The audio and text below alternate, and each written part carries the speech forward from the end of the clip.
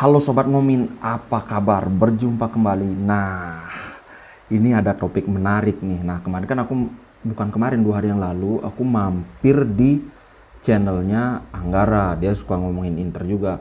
Nah, itu ada suatu perdebatan nih, aku bacain aja ya. Ngomong-ngomong, ini lagi hujan, kedengeran nggak? Makanya aku pakai mic ini biar lebih dekat dengan mulut, biar suara hujannya nggak terlalu keras. Nah, ini kan dia ngebahas sebenarnya waktu Inter menang lawan Fiorentina. Di babak pertama kan kita di pressing ketat. Nah, ini adalah ada komen yang agak nih. Penampilan Katrok di babak pertama nggak ada berubahnya sama kayak tahun lalu. Nggak ada yang berani pegang bola lama kalau di pressing tinggi sama lawan. Sumpah ya, itu Brozovic, dia kan playmaker, tapi nggak berani hold bola sama sekali. Salah umpan malah nyalahin De Vrij doang. Babak kedua pemain Fiorentina kayak orang bingung.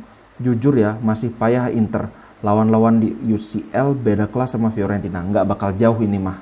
Nah, ini sebenarnya dia fans Inter juga, cuma memang dia menyampaikan kritiknya agak keras.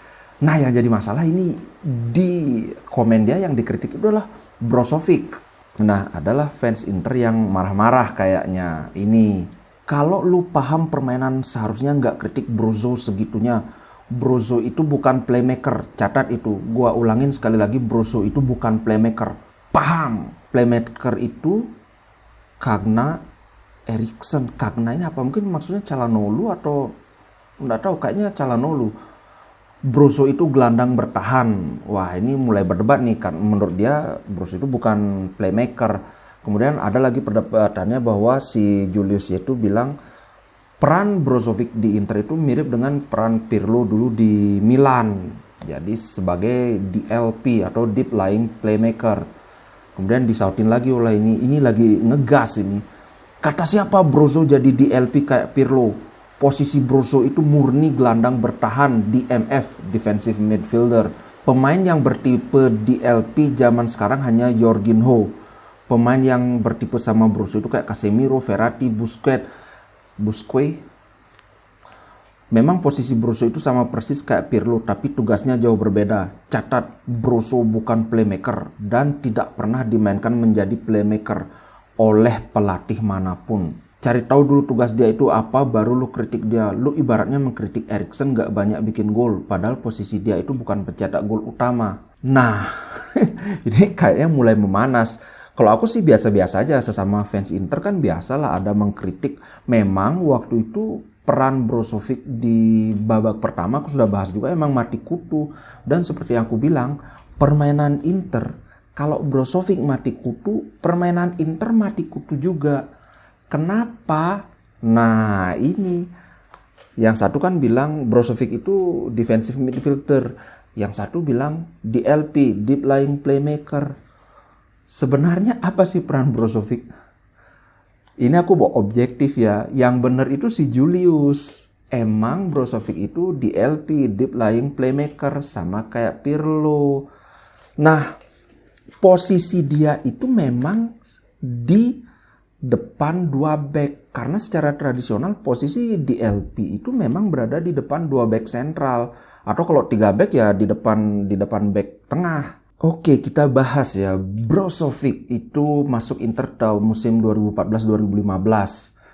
Sebenarnya ada evolusi dari peran Brozovic di Inter. Awalnya dia sempat dimainkan sebagai attacking midfielder, pernah jadi central midfielder, pernah juga jadi DM atau defensive midfielder. Nah, akhirnya yang meletakkan fondasi Brozovic sebagai DLP atau deep lying playmaker itu adalah Luciano Spalletti. Ketika dia pertama didatangkan itu posisinya adalah sebagai AM atau attacking midfielder, gelandang serang lah istilahnya. Tapi ketika dia datang tuh dia inkonsisten mainnya. Tekniknya bagus sebenarnya, stamina wah oke banget. Tapi somehow dia mainnya inkonsisten.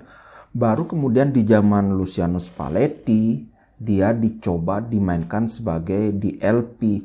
Kalau di Italia itu istilahnya regista atau deep lying playmaker. Berbeda dengan playmaker kebanyakan ya. Biasanya playmaker itu kan kebanyakan di gelandang serang, minimal di sentral lah.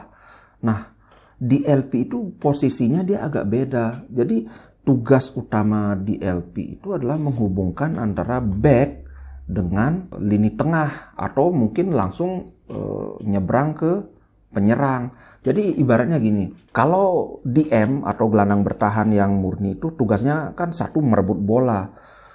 Nah tapi setelah merebut bola ini bolanya mau digimanakan? Karena kebanyakan gelandang bertahan itu dia tidak bagus dalam menyerang dong. Untuk menyerang gelandang itu mesti punya visi permainan, mesti bisa secara cepat membaca posisi kawan di mana. Jadi bola itu mau dialirkan kemana supaya jalur untuk menyerang itu tersedia gitulah. Sedangkan gelandang bertahan nggak punya posisi visi seperti itu. Apalagi back. Kalau back itu udah kebarat kebirit, nguber bola, tackling. Biasanya habis di tackle back kan bola muntah kemana, mungkin out. Atau kalau di tackle yang bagus bolanya dikuasai. Back itu dia nggak bisa lama-lama pegang bola. Karena apa? Karena kalau dia kehilangan bola itu bahaya. Sedangkan back juga sama, nggak punya visi yang sebagus gelandang. Jadi kalau back bikin killer pass itu susah. Nah untuk itulah maka mulai muncul peran regista atau DLP. Jadi back itu nggak ketika dia dapat bola nggak usah susah mikir. Ini mau dibawa kemana? Udah kasih aja si DLP-nya, karena DLP secara tradisional posisinya dekat dengan back, tepat di depan center back itu pasti sudah standby kan si DLP itu kan. Nah, tuntutan sebagai DLP ini komplit banget karena kalau kita punya gelandang bertahan itu mirip dengan back. Tugasnya yang ngerebut bola aja, tackle, sliding, buang bola. Tapi kalau sebagai DLP, karena sekali lagi ya, yang namanya playmaker itu dia kan mengatur tempo permainan. Dia mengatur kapan kita harus main cepat, kapan harus kita hold dulu. Bolanya dilambatin dulu, mungkin karena pemain musuh masih terlalu banyak di ini dia kan, di garis pertahanan dia, di daerah pertahanan dia. Kalau kita serobot aja, main kencang aja rugi karena terlalu banyak orang. Jadi kita ini hold dulu bolanya, kutak-kutik sampai dia agak maju, ada celah baru ke depan. Itu tugas playmaker. Nah playmaker kalau dia posisinya di depan atau di 3/4 lapangan depan, kalau dia kehilangan bola kan tidak masalah karena itu masih banyak lapisan sebelum musuh bawa bola ke daerah pertahanan kita. Tapi kalau sekarang playmakernya ada di posisi yang sangat dekat dengan pertahanan, ini kan sangat riskan. Nah makanya seorang DLP itu satu syaratnya harus punya kemampuan untuk keeping the ball. Keeping the ball itu artinya ketika dia dapat bola harus bisa menahan bola dulu. Kenapa dia perlu keeping the ball? Karena ada yang namanya transisi dari bertahan kemudian menyerang kan. Kan kita tidak bisa ujung-ujung begitu dapat bola langsung serang. Karena ibaratnya gini, ketika kita bertahan, kita harus mendekati musuh. Sedangkan ketika kita menyerang, kita harus jauh dari musuh supaya nggak direbut bolanya. Nah, transisi inilah adalah proses di mana kita mengatur pemain, wingnya ada di mana, striker di mana. Dalam masa transisi inilah kita perlu menahan bola dulu sebelum dikasih passing yang serangannya dibangun. Itulah makanya DLP atau Deep Lying Playmaker itu harus punya kemampuan untuk menjaga bola, belum diapa-apain dulu bolanya, pokoknya dijaga aja sambil kita ngatur formasi. Makanya Brozovic adalah gelandang yang sangat komplit, tutto campista. Nah, tambahan sebagai deep lying playmaker harus punya juga kemampuan bertahan. Kenapa? Ya karena posisinya tepat di depan dua back. Beda dengan gelandang serang atau playmaker, anggaplah kayak Kevin De Bruyne atau Maradona. Posisinya dia memang di depan, nggak perlu pinter bertahan. Tapi kalau posisinya di belakang ya minimal harus bisa tackle musuh dong. Ya rugi banget ada di depan back tapi nggak bisa ngapa-ngapain ketika musuh menyerang. Nah itulah makanya kenapa ketika Brozovic mati kutu, yang lain juga mati kutu. Karena ketika back dapat bola kan, bola itu pasti dikasih ke Brozovic. Brozovic yang mesti putar otak sekarang bola ini mau dikemanakan. Tapi kalau dia di pressing, dia nggak sempat mikir. Idealnya itu DLP itu ketika dia dapat bola dari back, ini bola kan harus dialirkan ke depan. Minimal ke samping lah, ke wingback kan. Di wingback kalau di kanan ada Dumfries atau ada Darmian. Di kiri ada Perisic. Nah tapi karena ketika dia di pressing sangat ketat, begitu dia dapat bola sudah banyak pemain Fiorentina yang mengurung dia. Mau tidak mau kan dia harus bawa ke belakang lagi. Karena sekali lagi posisi dia tepat di depan back. Kalau dia sampai kehilangan bola di sana, itu namanya zone 14 atau zona 14. Itu zona yang paling berbahaya. Jangan sampai musuh dapat bola di zona itu. Itulah makanya di babak pertama Brozovic mati kutu karena dapat bola ya terpaksa dibalikin lagi ke back. Sedangkan, kenapa kemudian di babak kedua Fiorentina kacau? Pressing kepada DLP itu sangat melelahkan. Karena siapa yang mau pressing ke DLP? Kalau striker kan nggak mungkin. Kalau dia yang pressing ketika dia dapat bola, dia susah nyerang dong. Berarti itu kan harus gelandang dari tengah. Gelandang dari tengah yang pressing gelandang yang posisinya bertahan, otomatis dia meninggalkan posnya. Jadinya kayak bolak-balik terus dan itu harus sprint terus. Itulah mengapa Brozovic mati kutu, tapi di sisi lain Fiorentina juga tenaganya terkuras habis. Nah, kayak gitu peran Brozovic di Inter Milan.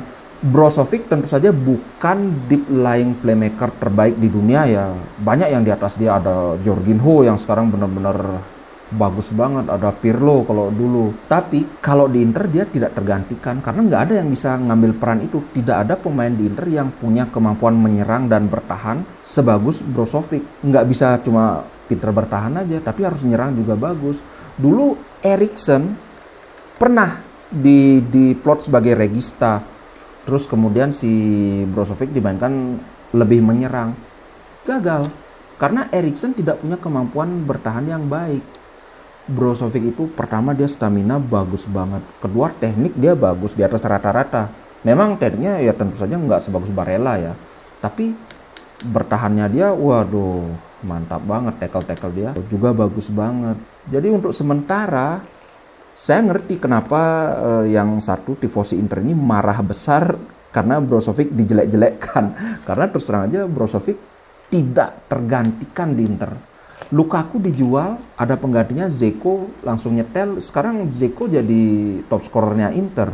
Tapi kalau Brozovic hilang, itu nggak bisa sekedar pemain lain dimasukkan di sana mengisi posisi dia, nggak bisa. Harus total skema permainan Inter diubah karena nggak ada yang bisa memainkan peran seperti Brozovic. Jadi gitu bro.